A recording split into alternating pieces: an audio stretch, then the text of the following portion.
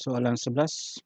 Selesaikan persamaan 6K tolak 5 bahagi 3 sama dengan 1 tolak 2K. Seperti soalan sebelumnya, bila kita nak selesaikan, kita akan jadikan boleh ubah ataupun sebarang huruf. Di sini huruf K sebagai boleh ubah tunggal di sebelah kiri dan positif, ya. Yang kata lain, K sebagai rumus dan lain nombor dan lain-lain boleh ubah jika ada sebagai sebutan. Maka di sini kita akan guna asas algebrah bahagi 3 di sebelah kiri persamaan kita akan bawa pindahkan ke sebelah kanan persamaan, ya. Jadi apabila operasi bahagi 3 bawa ke sebelah kanan persamaan, kita akan jadikan operasi darab dengan 1 tolak 2K. Sebenarnya kita kembangkan 6K tolak 5, kita kembangkan 3 darab 1, 3. 3 darab negatif 2K sama dengan 6K. Sebenarnya kita kumpulkan sebutan yang sama, pembeli ubah yang sama. 6K, negatif 6K sebelah kanan persamaan, kita bawakan, kita kumpulkan ke sebelah kiri persamaan menjadi positif 6K sama dengan 3 nilai negatif 5 kita bawa ke sebelah kanan persamaan menjadi tambah 5. Kita mudahkan 6K tambah 6K, 12K sama dengan 8. Maka K 8 jadi apa? Bahagi 12. Kita mudahkan dengan bahagi dengan faktor yang sama. Kita dapat 2/3. Soalan 12. Belajar menunjukkan satu kesesamaan yang diwakili pada satu garis nombor.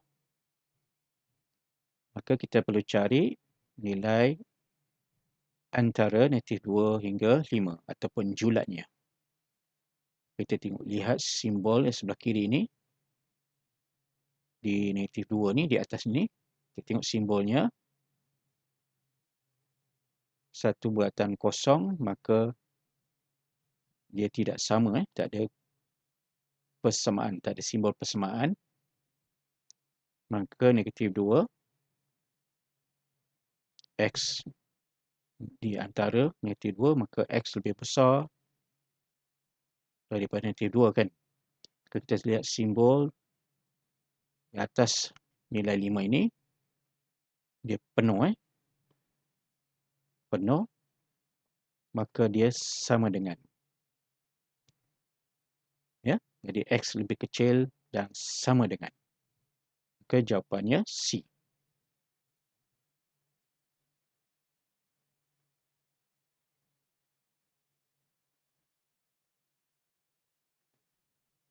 Ada soalan?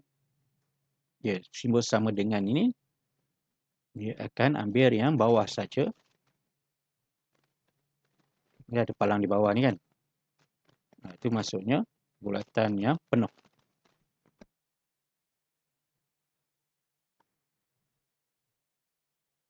Soalan 13. 1 tolak 2K tolak 8 tolak H bahagi 14KH sebagai satu pecahan dalam sebutan terendah. Kita nak selesaikan, kita mesti samakan membawah, baru kita boleh tolak pengatasnya, ya. Maka kita nak samakan berapa? Maka kita perlu cari faktor punya yang terendah. Berapa yang kita nak perlu samakan ni? ia 14 kH. Maka kita perlu darabkan pecahan 1/2K dengan berapa? 7H penyebut dan pengangka.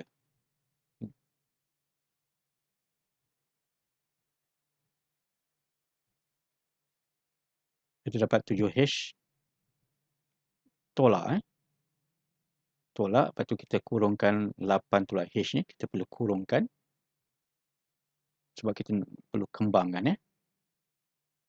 Jadi 7H baru kita kembangkan negatif 1 darab 8, negatif 8, negatif 1 darab negatif H, dapat positif H. Mesti kurungkan. Kurungkan dahulu 8 tolak H. Lepas tu kita mudahkan 7H tambah H akan dapat 8H. Maka kita keluarkan 8. Sebab 8H tolak 8. Dia punya faktus punya 8. Maka kita keluarkan 8. Dapat 8 darab H tolak 1. Boleh? Dia terbalik daripada kembangkan. Ini kita faktorkan kembali. Kemudian kita boleh mudahkan. Bahagi dengan 2. Pembawah dan pengatas. Kita dapat A. 14. Berdasarkan rajah sudut-sudut P dan Q ialah, kita lihat sudut apa? Mana kita dah buat soalan sebelumnya. Sudut pelengkap adalah 2 sudut yang bernilai 90 darjah. B. Sudut pengenap adalah 2 sudut yang berjumlah 180. Okay, jawapannya sudut konjugat, di mana 2 sudutnya yang mempunyai jumlah nilai 360 darjah, iaitu C. Seterusnya, bilangan subset bagi BAIK ialah, macam mana kita nak cari subsetnya? Daripada kaedah kita senaraikan satu-satu, kita boleh guna rumus bilangan subset sama dengan 2 kuasa N. 2 kuasa N. Berapa N? N ni maksudnya berapa? Itu bilangan bagi ahli atau unsur di dalam senarai ini. BAIK. Ada berapa? 4. 1, 2, 3, 4. Maka kita gantikan N dengan 4. Jadi 2 kuasa 4 berapa? 16.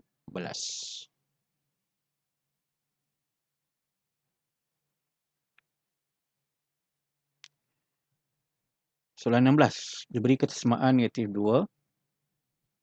Okey. P tolak 4 lebih besar daripada negatif 2. Lebih kecil sama dengan 9. Dan 1/2Q lebih besar atau sama dengan negatif 5 atau lebih kecil daripada 3. Cari nilai maksimum bagi 2P tolak Q.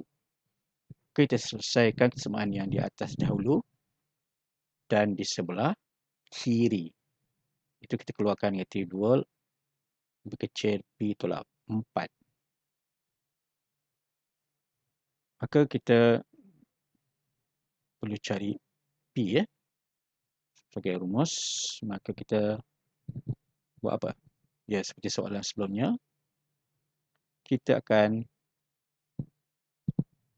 tambah 4 kepada 2 kedua-dua belah persamaan dengan 4. Tambah 4. Kita dapat 2 P ataupun P lebih besar daripada 2. Seterusnya kita ambil sebelah kanan kesesamaan P tolak 4 lebih kecil dan sama dengan 9.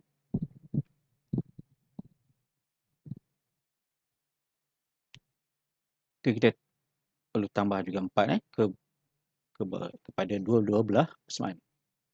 Untuk jadikan P sebagai rumus Itu juga sebelah kanan 9 tambah 4. Jadi kita dapat P lebih kecil dan sama dengan 13. Seterusnya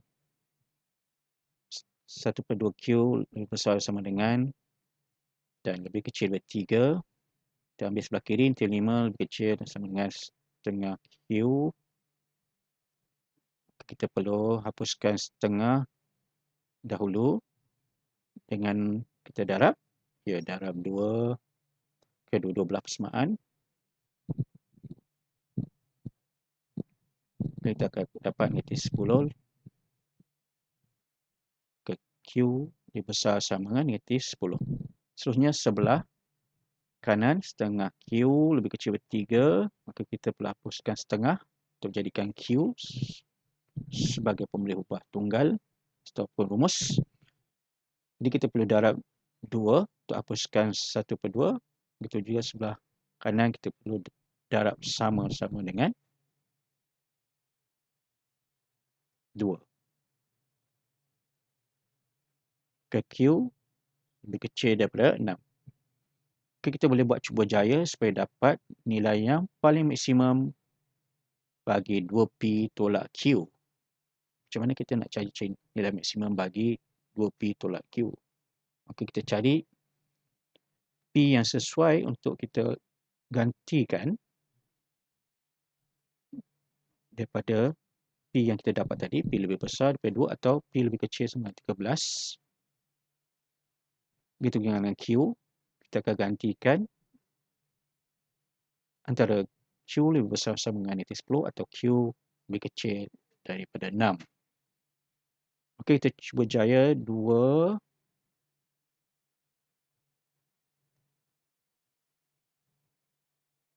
darab 13. Kita gantikan P sama dengan 13. Juga dengan Q kita pilih negatif 10 sebab dia sama dengan. Kita gantikan P 13, 2 darab 13 tolak negatif 10. Kita dapat nilai yang paling maksimum, nilai maksimum 36.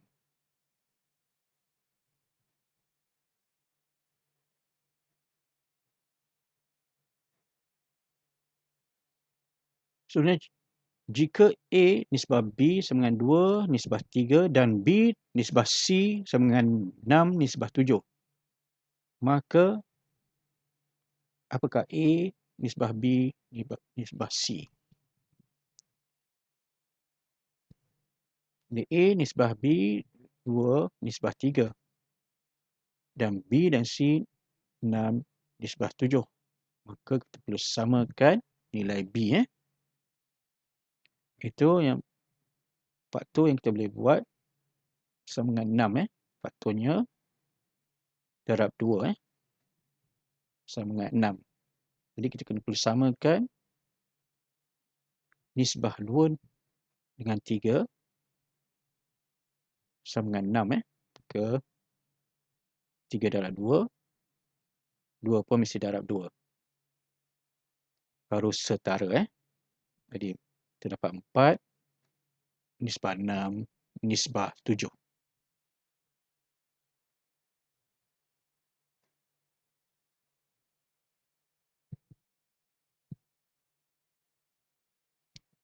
Sebenarnya soalan 18, sudut sebuah segitiga adalah dalam nisbah 3 nisbah 5 nisbah 7. Hitung beza antara sudut terbesar dan sudut terkecil. Di sebelum ni kita dah buat tolak. Beza tu tolak.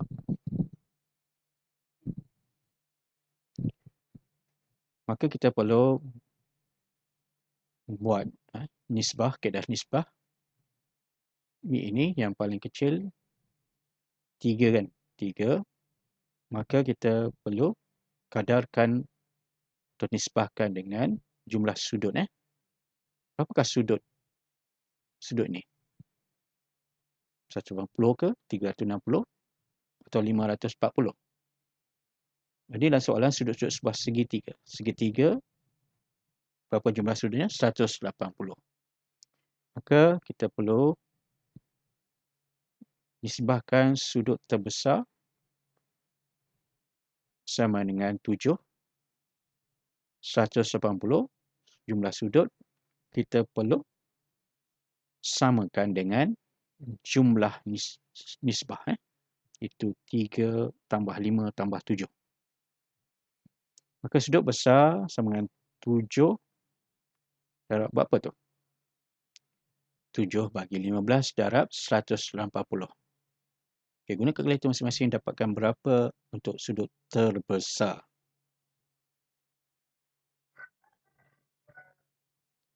Ya, dari 7 bahagi 15 darab 180 dapat 84 darjah. Baik, sudut terkecil kita samakan dengan berapa? Ya, 3.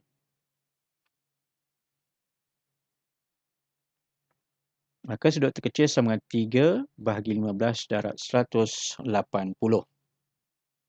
Berapa 3 bagi 15 darab 180? Boleh semak guna kalkulator masing-masing.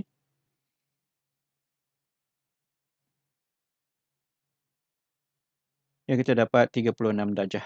Maka kita akan tolakkan kedua-dua nilai sudut terbesar dengan sudut terkecil.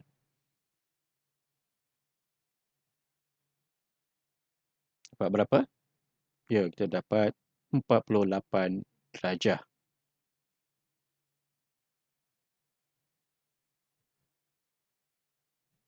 Soalnya, berapakah bilangan perpenjuru bagi sebuah oktagon? Lagi untuk mencari bilangan perpenjuru bagi oktagon, kita boleh guna rumus ini. Sebab perpenjurnya banyak kan? Terlampau banyak untuk kita guna kaedah melukis atau membahagikan oktagon itu. Kita gunakan setengah darab 6 tolak 3 darab n. Jadi n itu apa? Bilangan bagi sisi. Bilangan sisi untuk oktagon berapa? Oktagon. Ya, 8. Oktagon biasanya sinonim dengan octopus. Octopus ataupun sotong. Ini berapa kaki? 8. Setengah darab 8 tolak 3 darab 8. Berapa?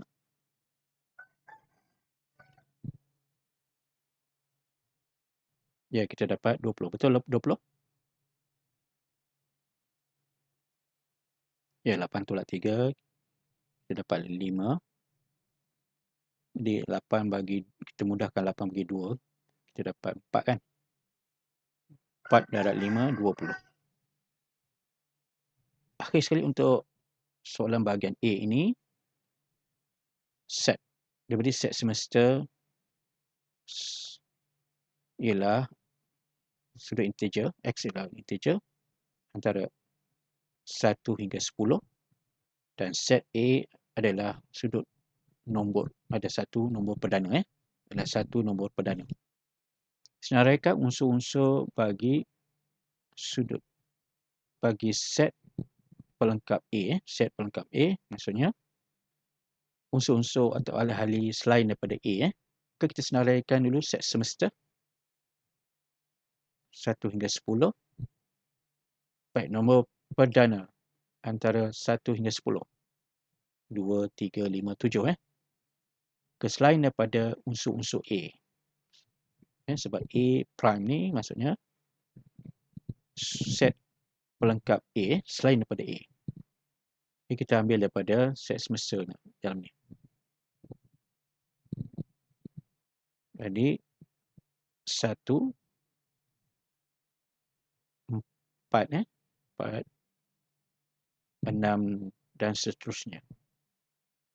Jadi jawapannya 1, 4, 6, 8, 9, 10. Baik, untuk sesi kelas berikutnya kita akan masuk bahagian B untuk soalan subjektif dan isi tempat kosong.